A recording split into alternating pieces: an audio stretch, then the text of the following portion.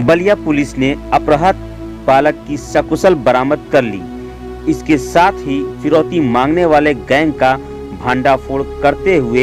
एक भाई और 3 बहन समेत 5 लोगों को गिरफ्तार किया। पुलिस ने आरोपियों के पास से मोटरसाइकिल, मोबाइल और सिम कार्ड बरामद किए हैं। गिरफ्तार आरोपियों की शिनाख्त लालू उर्फ रमन यादव, गुड़िया, बबीता, शीला और संजय उर्फ अटल सोनी के रूप में हुई है। गिरफ्तार आरोपियों को जेल भेज दिया गया। कैलाश चंद्र प्रसाद ने सिकंदरपुर थाने में एक लिखित शिकायत की थी। उनका बेटा कृष्णा सोनी 12 वर्ष 21 जनवरी को शाम 7 बजे दुकान गया था, लेकिन घर वापस नहीं आया। शिकायत मिलने के बाद पुलिस ने अज्ञात के खिलाफ धारा 363 के तहत मुकदमा दर्ज किया था। घटना को गंभीरता से लेते हुए पुलिस अधीक्षक ने तत्काल 5 टीमों का गठन किया। बलिया पुलिस की ओर से आसपास के सभी जनपदों और अन्य राज्यों के संदिग्धों की खोजबीन की गई। इसी कड़ी में बालक को छोड़ने के एवज में आरोपियों ने अपहृत के पिता से 25 लाख रुपए की फिरौती की मांग की। इसकी जानकारी होने पर पुलिस ने टेक्निकल एवं मैनुअल तकनीकी के माध्यम से छानबीन करते हुए फिरौती गैंग तक पहुंच गई और 5 आरोपियों को गिरफ्तार कर जेल भेज दिया गया। नदीम खान की रिपोर्ट।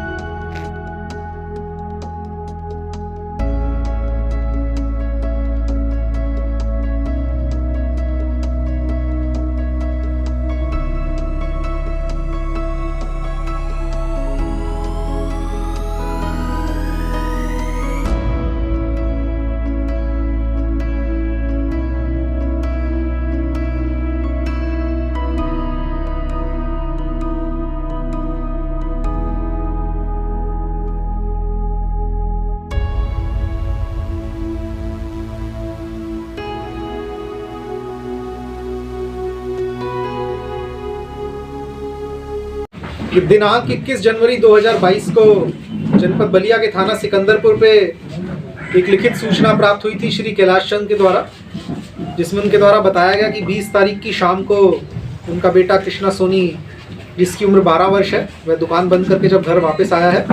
तो कुछ अज्ञात लोगों के द्वारा मोटरसाइकिल पे कहीं लेकर के चला गया है। तत्काल मुकदमा पंजीकृत कर मामले की गंभीरता को देखते हुए इसमें सभी सीनियर ऑफिसर्स को बताया गया और एडीजी सर और डीआईजी सर के द्वारा दिए गए निर्देशों के क्रम में और लगातार मामले की गंभीरता को देखते हुए मामले के अनावरण हेतु 5 टीमों का गठन किया गया। क्योंकि ये पूरा ब्लाइंड केस था हम लोगों के लिए, ना तो बच्चे के पेरेंट्स को ना ही किसी और को ये पता था कि कौन लोग हैं जिनके साथ बच्चा मोटरसाइकिल पर गया है। सीसीटीवी कैमरा को देखा गया जिसमें से हमको कोई भी लाभदायक इमेज ऐसी नहीं मिली। तो तत्काल इसके लिए एक ब्लाइंड केस को काम करने के लिए 5 टीमों को अलग अलग एंगल्स पे किया गया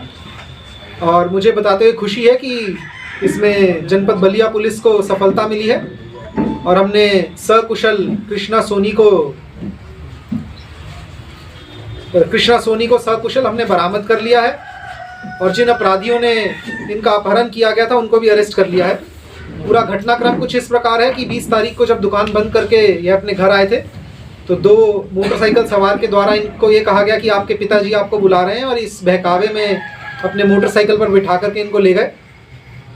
और जैसा मैंने बताया कि पूरा ब्लाइंड केस था, हम लोगों के पास कोई जानकारी नहीं थी। तो जब हमको इस सूचना मिली तो तत्काल हमने 5 टीमों का गठन किया और जनपद बलिया के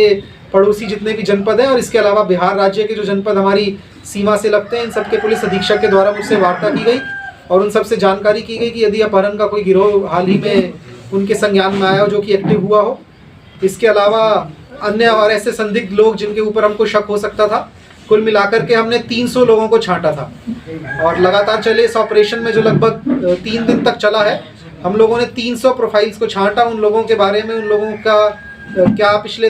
1 सप्ताह में उनकी क्या कार्रवाई रही है उसकी छानबीन की गई। इसी क्रम में इनके पिताजी के द्वारा बताया गया कि उनको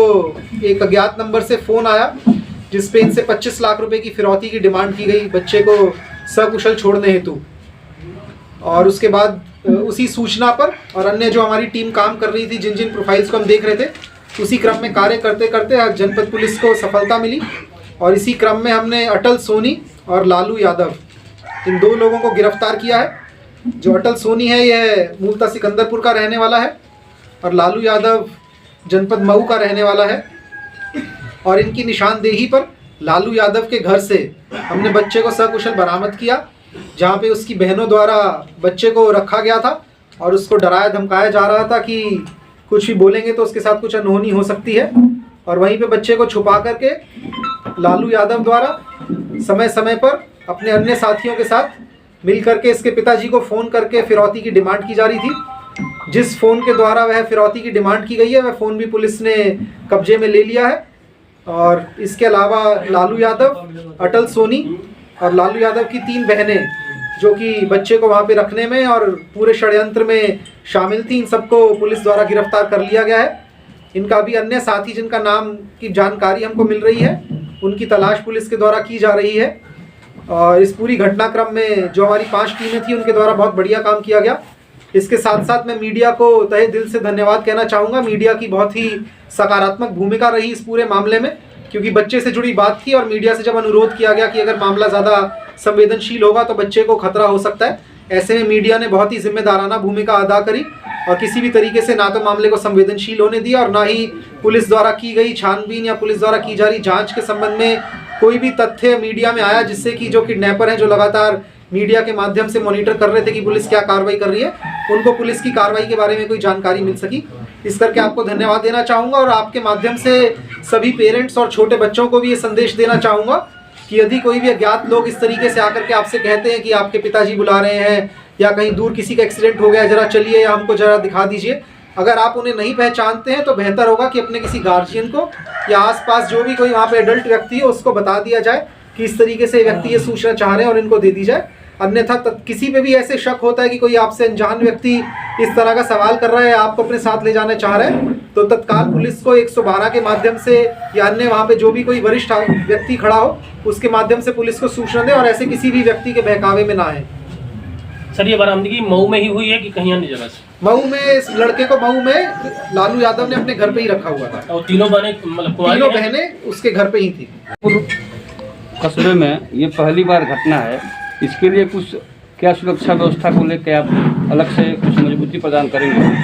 देखिए, जब ये घटना हुई थी तो उसके बाद सबसे पहले हमने जब सीसीटीवी कैमरास को देखने की कोशिश की तो उस क्रम में हमको कोई बहुत लाभदायक वो नहीं मिली और हमने देखा कि कहीं जो महत्वपूर्ण पॉइंट्स है जहाँ पे सीसीटीवी कवरेज होनी चाहिए थी उनकी कमी पाई गई है। इस संबंध में उस समय भी मेरे द्वारा चौकी प्रभारी और थाना प्रभारी को बोल दिया गया था और इनके द्वारा ऑलरेडी जो कि आगे प्लानिंग की जा रही है, व्यापार मंडल के साथ वार्ता करके, एसडीएम साहब से वार्ता करके और हमसे करके एक प्रपोजल बनाया जाएगा और जो मुख्य बिंदु हैं वहाँ पे सीसीटीवी की कवरेज करवाई जाएगी ताकि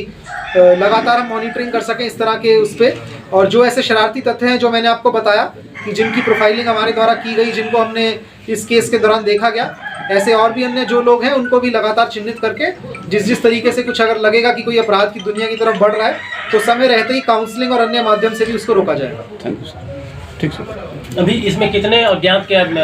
ये नाम आ रहे हैं सर? देखिए, अभी क्योंकि विवेचनात्मक कार्रवाई चल रही है तो जो आगे प्रगति होगी आपको बताएंगे। इस समय कुछ भी बोलना विवेचना को डिस्टर्ब कर सकता है, तो इस करके हम कुछ और तथ्य, जितने ही तथ्य आपके सामने रख पाएंगे। नहीं, अभी तक कोई ऐसा एंगल नहीं आया है, लेकिन क्योंकि सीमावर्ती जनपद है और आसपास कुछ थाना सिकंदरपुर की सीमा भी अन्य राज्य से लगती है, इस करके हमने एहतियात के नाते और वहाँ की पुलिस को भी सूचित कर दिया था और वहाँ के जो इस तरह के क्रिमिनल हो उन पर भी हमारे द्वारा नज़र रखी गई थी इस केस के दौरान, लेकिन अभी तक कोई ऐसा एंगल हमको नहीं मिला है।